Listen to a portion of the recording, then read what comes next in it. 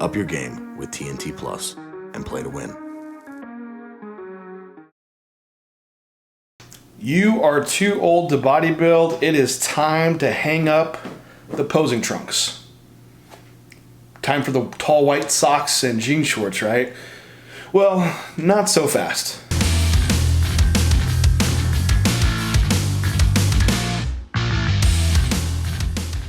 Being an older bodybuilder, now I'm not that personally old. I coach a lot of older bodybuilders.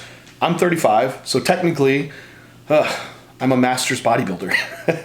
I always thought back when I was 30 and I turned pro, I was like, I'll probably stop when I'm 35. Once I'm a master's, I won't bodybuild anymore competitively, right? But that's not the case now that I am 35. And I will say over 5 years' time in bodybuilding, it's got to be like dog years, because every year there's so much more challenge in lots of different areas, especially around training. But again, I don't want Father Time to be creeping up on us, and it doesn't mean that yet your bodybuilding has to necessarily come to an end. At some point for all of us, we're going to step away from the stage, as it inherently has a lot of risk to it, but there's a time that we just need to make adjustments along the way for everything that we do and have supportive things in place for the mature, older bodybuilder. I'm sure once I am 40 and 45, there's going to be further alterations that I need to take place. And there's also times when you want to look towards your older bodybuilders and say, hey, what are y'all doing to keep going? And what would you do differently? Those are positive things to look back on that maybe you should already have in place.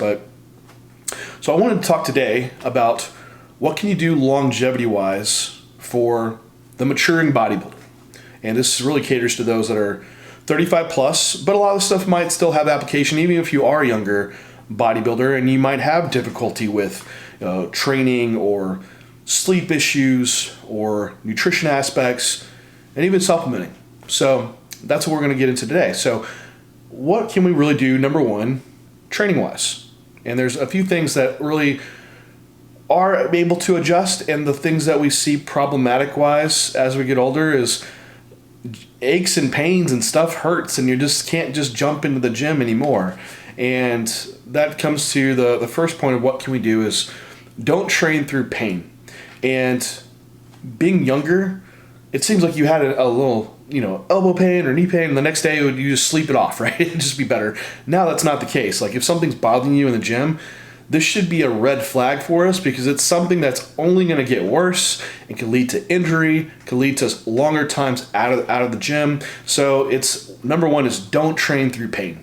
If something's cropping up, move to a movement that doesn't cause you pain. Well, the beauty of hypertrophy training is it's very forgiving adaptation. We have lots of tools to be able to utilize in the gym, lots of different exercises to utilize to get the same job done. An example is like here, my skull crusher just tears my elbow apart, and I just have to do skull crushers because that's what evidently just only builds triceps.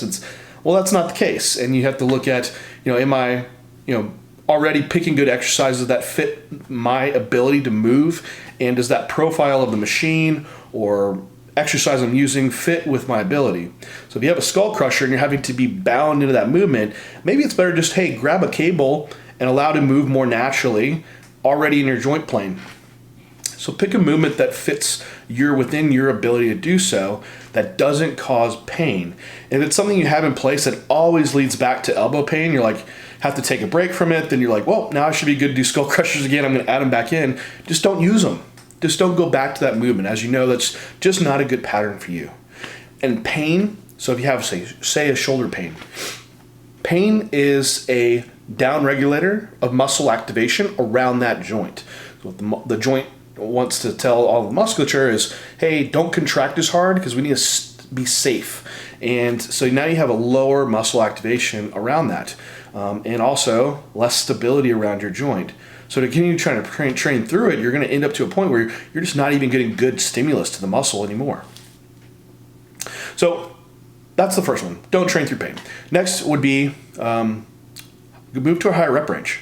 So definitely the increased risk of injury as you get older is going to be a thing. And to get under the squat bar and hit like a 6 rep max, probably going to be could be pretty injurious. And And so we don't, that's the other beauty of hypertrophy, is that we have this very broad rep range that you can work within to get the same positive adaptation to grow.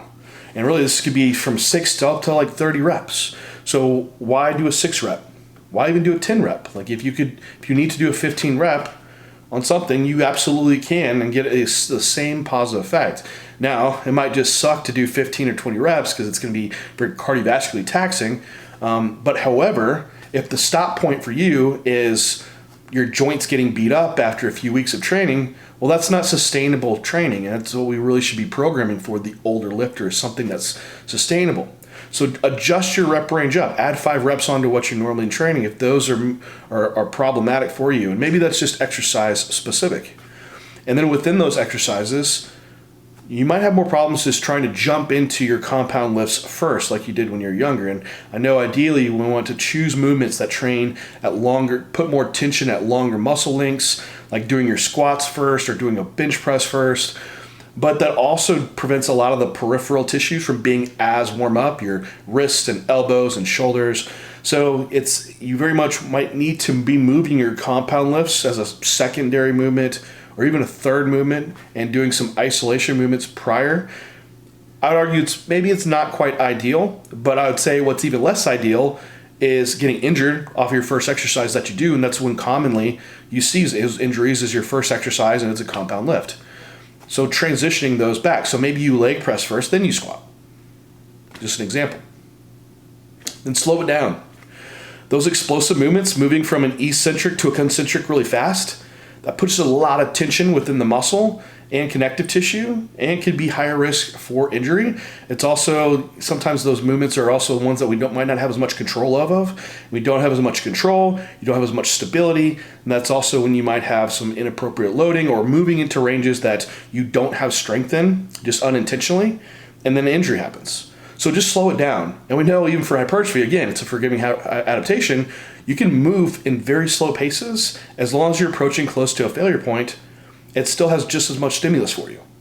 So moves through your centric slow. You could even pause when the muscle's fully lengthened and then come up forcefully, but within control in your concentric. So that might be a 4-second count on the way down, 1 second pause to a 2-second concentric. Completely fine, still great growth, and you'll have less loading, which is going to be less injurious for you. So let's like at least some training tips to consider. Around the diet, there is a point where what we see in untrained older individuals, there's a term called anabolic resistance. I know, sounds terrible, right? Like, what is that? I don't want it. How do you catch it? And so what you see in older individuals is that the same protein amount when you eat it, it has less response in protein synthesis. Terrible, right?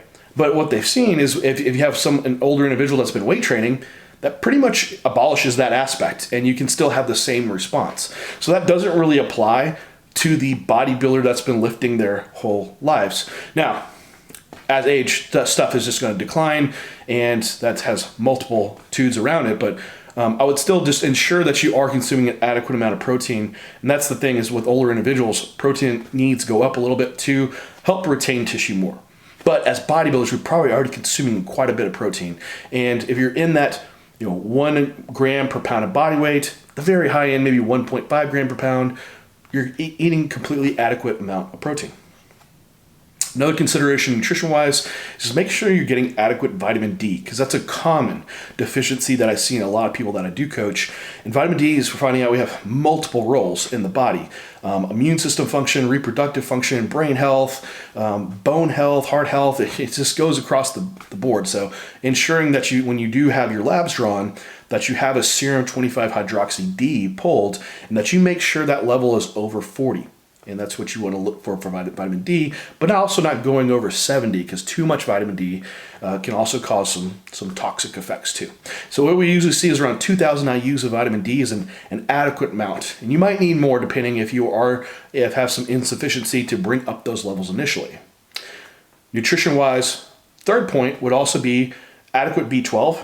As you get older, you produce less stomach acid, and there's something called intrinsic factor that requires stomach acid to help you absorb vitamin B12. So if you get older, you have less stomach acid, less intrinsic factor, which means less B12 uptake.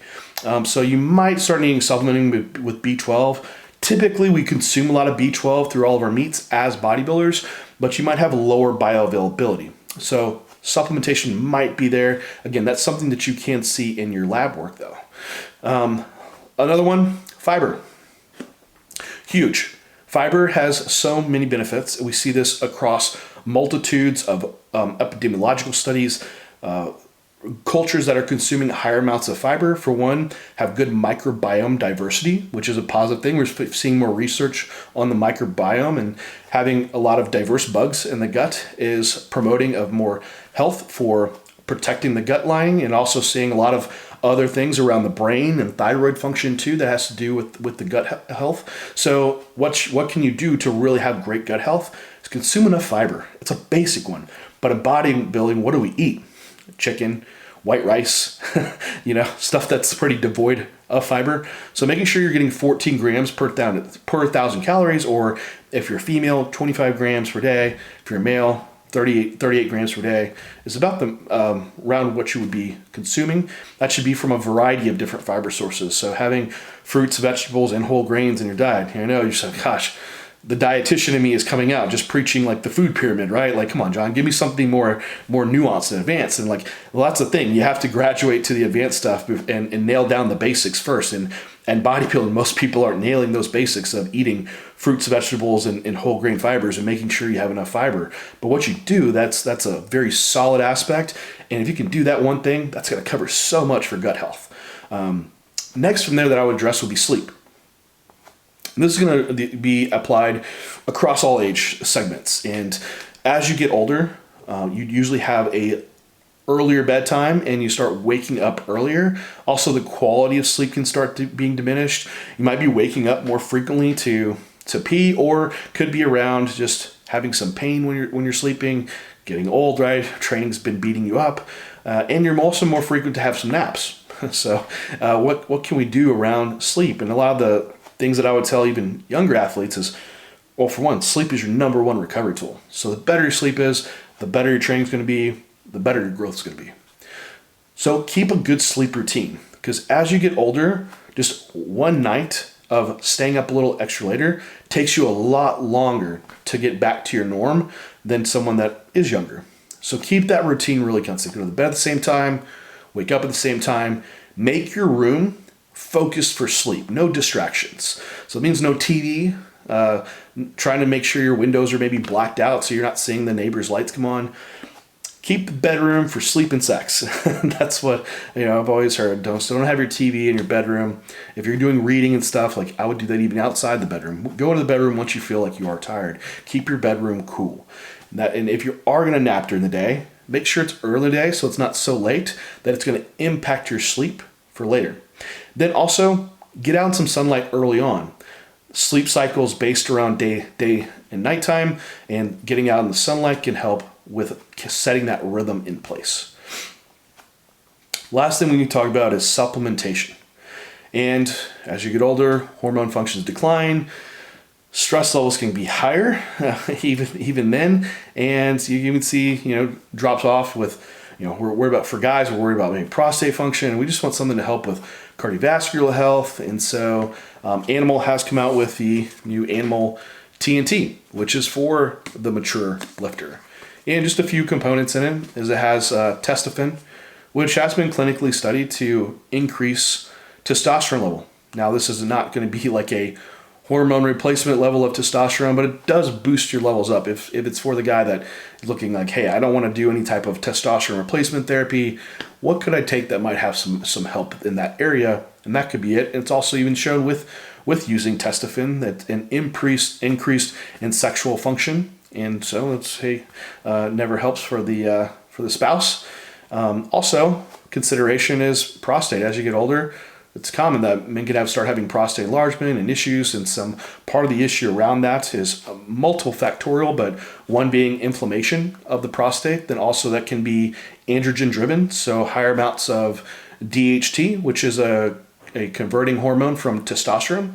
And so we add in saw palmetto to TNT, which helps with lowering inflammation of the prostate and also lowering DHT levels. So it could be a benefit around prostate function. We also add in nitrosogene and grapeseed. Two things that are great for circulation, increasing nitric oxide levels, and grapeseed's also really helpful for kidney function too. So multitude of organ support. And then we also have a stress blend, which has ashwagandha in it, which can decrease inflammation. It helps you mitigate the stress effects, and it's an adaptogen herb. So if you're feeling stressed, those effects will have less impact in the body. I'm not just talking about mental stress, but all stressors, physical stress, training, eating lots of food. All these things are a total stress load to the body. If you can handle a little bit more stress load, you're going to be able to potentially drive more adaptation. Training stress is what I mean by that. So this is our comprehensive product for the male athlete to cover the needs and be considerate for, for function in the gym, organ function, and trying to have that longevity in your bodybuilding career. So don't think that it's time to hang up your posing shorts or trunks just yet. This lifestyle and why we got into bodybuilding or just training was for something that we love to do. So don't think you need to give up the thing that you really love. You might just have to alter the way that you do it, but continue, because it's something that's really positive in your life. And if that brings happiness, that's ultimately what we're chasing. So anyway, any comments, questions on the new Animal TNT, leave them below. We can answer those for you, and I look to talking to you guys next time. Later.